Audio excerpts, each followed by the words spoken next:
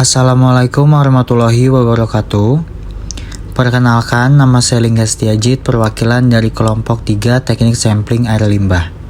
Adapun anggota kelompok saya yaitu yang pertama ada Evi Indriastuti, yang kedua ada Siti Nurhasana, yang ketiga ada Reina Sancia, yang keempat ada Hizkia Putri, yang kelima Yua Piur Alifa, dan yang terakhir Safa Alivia. Topik pokok yang akan dibahas dari kelompok kami yaitu yang pertama ada alat, bahan, dan prosedur, meliputi alat sampling dan syarat alat, bahan yang dibutuhkan, dan langkah penyamplingan. Yang kedua ada data sampling, meliputi informasi kegiatan sampling, parameter yang diuji, dan parameter lapangan yang segera diuji. Yang terakhir yang ketiga yaitu pembahasan, meliputi studi kasus sampling air limbah. Sebelum memasuki topik pembahasan lebih lanjut, adapun tujuan dari teknik sampling air limbah ini adalah metode ini digunakan untuk pengambilan contoh air guna keperluan pengujian sifat fisika dan kimia air limbah. Lalu, tujuan lainnya adalah mahasiswa mampu membuat desain sampling sesuai dengan skenario yang diberikan berdasarkan dengan kondisi lapangan. Yang selanjutnya ada alat, bahan, dan prosedur. Yang pertama ada alat pengambil sederhana, yaitu gayung bertangkai panjang. Kedua ada alat botol biasa yang diberi pemberat yang digunakan pada kedalaman tertentu. Yang selanjutnya ada alat pengambil contoh air otomatis. Alat pengambil contoh secara otomatis yang dilengkapi alat pengatur waktu dan volume yang diambil, digunakan untuk contoh gabungan waktu dari air limbah, dan agar diperoleh kualitas air rata-rata selama periode tertentu. Yang selanjutnya ada alat pengukur parameter lapangan. Yang pertama ada DO meter atau peralatan untuk metode Winkler. Yang kedua ada pH meter. Yang ketiga ada turbidimeter. Yang keempat ada konduktimeter. Yang kelima termometer. Dan yang terakhir satu set alat pengukur debit. Adapun syarat-syarat alat yang baik, yang pertama terbuat dari bahan yang tidak mempengaruhi sifat contoh. Yang kedua mudah dicuci dari bekas contoh sebelumnya. Yang ketiga, contoh mudah dipindahkan ke dalam botol penampung tanpa ada sisa bahan tersuspensi di dalamnya. Yang keempat, mudah dan aman dibawa. Dan yang terakhir, kapasitas alat tergantung dari tujuan pengujian.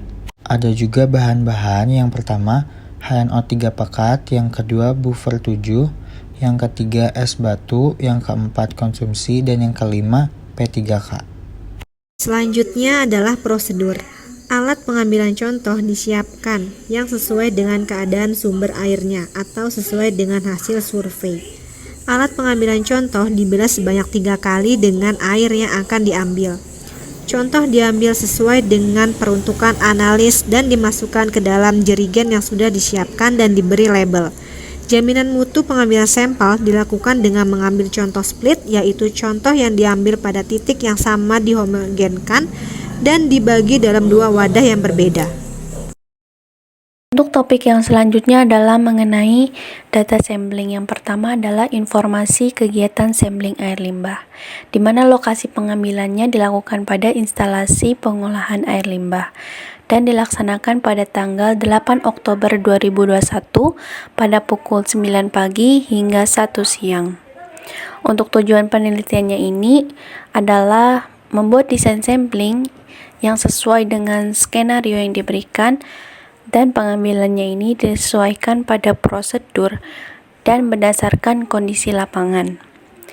Dan untuk metode sampling yang digunakan adalah metode sampling probabilitas sistematik, di mana teknik sampling probabilitas ini adalah memungkinkan untuk memilih sampel secara acak yang kemudian akan dibuat suatu kesimpulan statistik yang cukup kuat mengenai keseluruhan kelompok.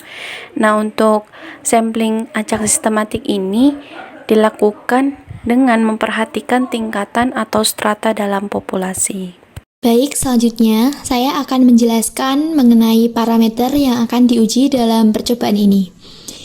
Parameter yang akan diuji yang pertama yaitu logam Fe total dengan menggunakan metode pengujian spektrofotometri serapan atom atau AAS.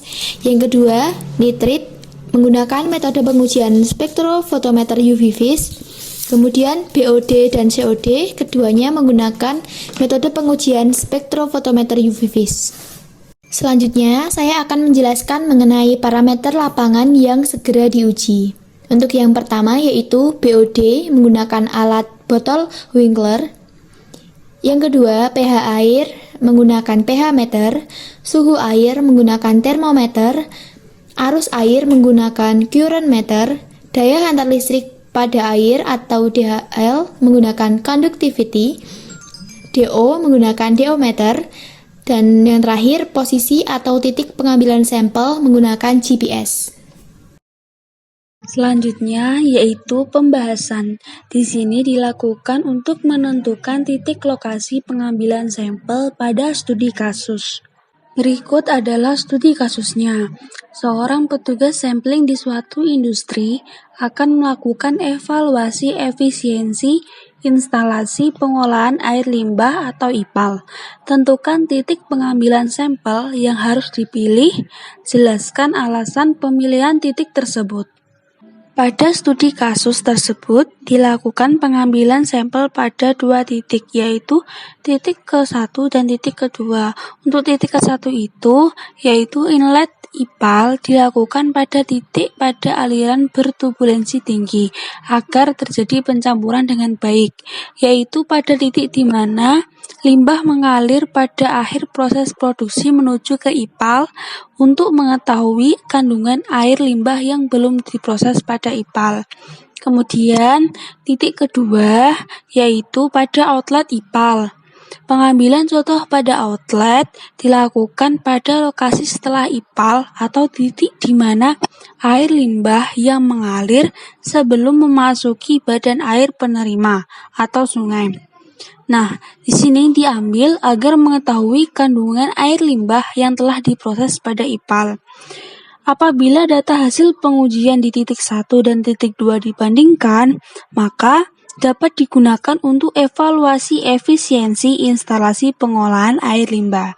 Nah, pada pengambilan sampel berdasarkan kondisi lapangan dengan berdasarkan acuan SMI 6989.59/2008. Kesimpulan yang dapat diambil pada praktikum kali ini yaitu untuk melakukan evaluasi efisiensi instalasi IPAL di industri, pengambilan sampel dilakukan di dua titik yaitu sebelum IPAL dan sesudah IPAL.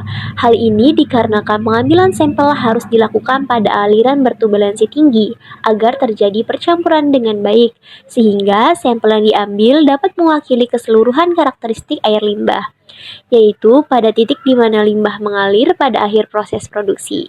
Sedangkan untuk pengambilan contoh pada outlet dilakukan pada lokasi setelah IPAL atau titik di mana air limbah yang mengalir sebelum memasuki badan air penerima atau sungai. Demikian pembahasan dari kelompok kami, mari kita mengucapkan hamdalah. Saya perwakilan dari kelompok mengucapkan terima kasih dan saya mohon maaf apabila ada kekurangan dan kesalahan. Terima kasih untuk perhatiannya. Wassalamualaikum warahmatullahi wabarakatuh.